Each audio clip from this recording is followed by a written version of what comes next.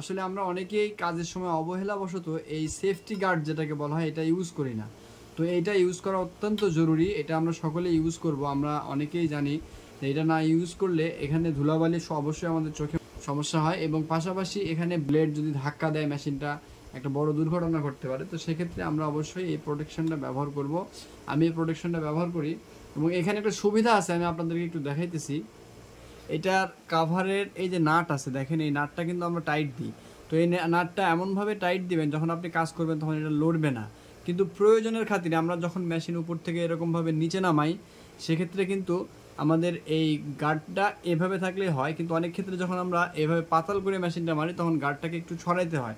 তাহলে সেক্ষেত্রে কী করতে হবে, আমরা এখানে এমনভাবে নাটটা টাইট দেবো যেন আমরা যখন তখন এই জিনিসটাকে ইউজ করতে পারি, সরাইতে পারি। তো সেক্ষেত্রে শুধুমাত্র একটু হাতুড় দিয়ে আপনি নিজের ইচ্ছা মতো একটু টোকা দিয়ে বাড়ি দিয়ে নেবেন। এই যে আমরা কিন্তু এখন এই সামনেরটা এরকম পাতালি সুন্দরভাবে স্মুথলি ব্যবহার করতে পারতেছি। আমাদের এটা কিন্তু খোলার কোনো প্রয়োজন নাই, এটার পাশাপাশি আমাকে সেফটি দিল এবং আমার কাজটা হলো। তো সকলকে অসংখ্য ধন্যবাদ।